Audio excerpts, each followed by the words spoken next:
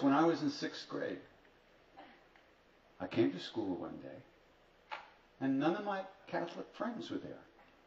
Right? It's a big thing when you're in 6th grade. Nobody's there, you know. They got to take the day off. They had to go to some class at church or something, confirmation class. So they came back the next day, and they wouldn't look at me. They wouldn't talk to me. It was so weird. And finally, I said, what's going on? And one of them finally looked at me and said, "You killed Jesus." Give me a break. You believe that? So that was it for organized religion. From that point on, just disorganized religion. Then I got to India. Sorry. When I got to India, you know, we were sitting around in a little Hanuman temple with our guru, a little old Hindu guy wrapped up in a blanket. And he looks at us and he says, "Hanuman and Christ are the same." Terrific. This is why I came 10,000 miles. There you go. Wow. Hanuman and Christ are the same. Hanuman and Krishna are the same. Oh, yeah, great. Okay. Anyway, the thing is, he talked about Jesus with such depth of emotion. It was really shocking. And it really felt that there was something special going on there that we didn't really know about. And one day, a Canadian guy, who might be here, probably went back to watch TV or something. Canadian guy shows up at the temple for the first time, and he didn't know Maharaj-ji. As you know, Maharaj-ji didn't give formal teachings. He didn't lecture. He didn't write books. He didn't initiate people. He just shined like the sun. And we sunbathed. That's what we did. So, when Maharaj-ji asked this guy why he came, he said, "Well, could you teach me how to meditate?" "Ah, get out of here. Go in the back with the other crazy people, you know, the Westerners." So he came in the back, and as he's walking away, Maharaj-ji yells after him, "Just meditate like Christ. Go on, get out of here." So I came back, you know, and we're talking to him, and he tells us, "Maharaj-ji said we should meditate like Christ." Jesus.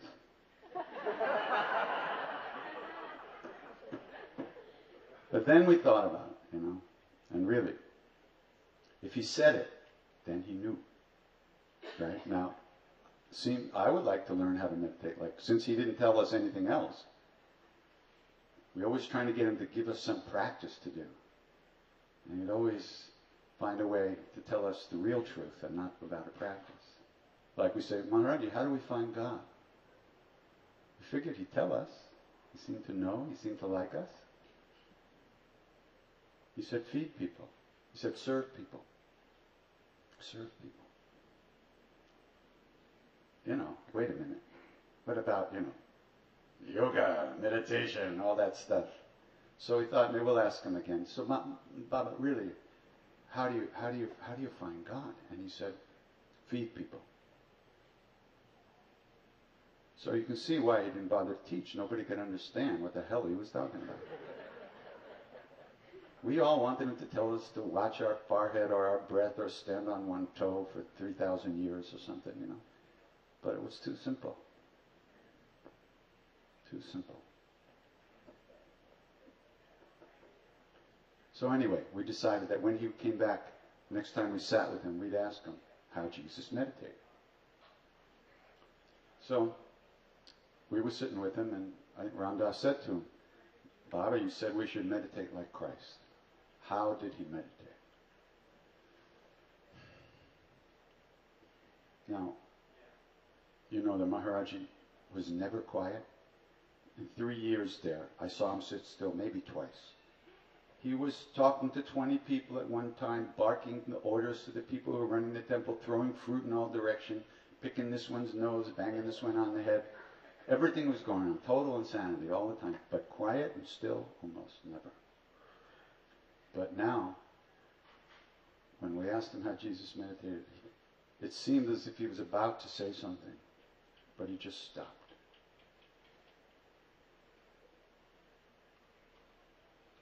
And he sat in front of us perfectly still.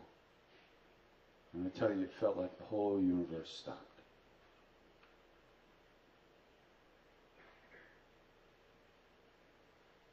And then a tear came down his cheek.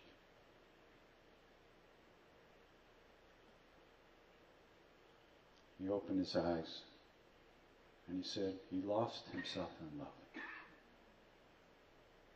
He lost himself in love. That's how he meditated. He's one with all beings. He lost himself in love.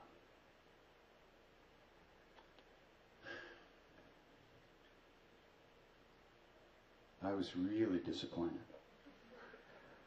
I was hoping for something I could do. You know, like a 1,000,000,000-syllable mantra that you had to do standing naked on the ice for 10,000 years. Something easy. Something I could do, but how do you lose yourself in love?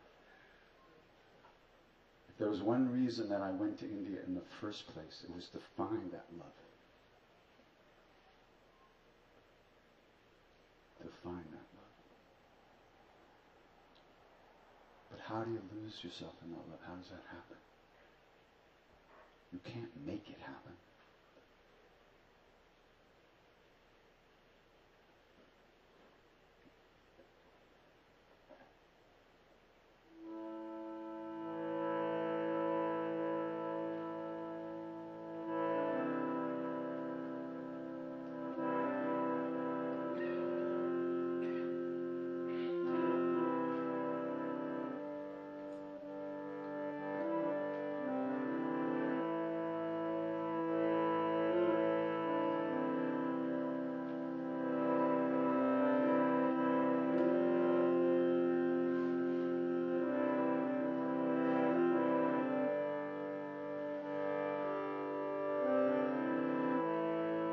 Hare Krishna, Hare Krishna,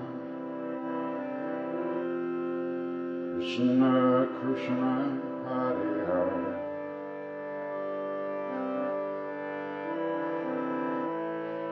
Hare Rama, Hare Rama,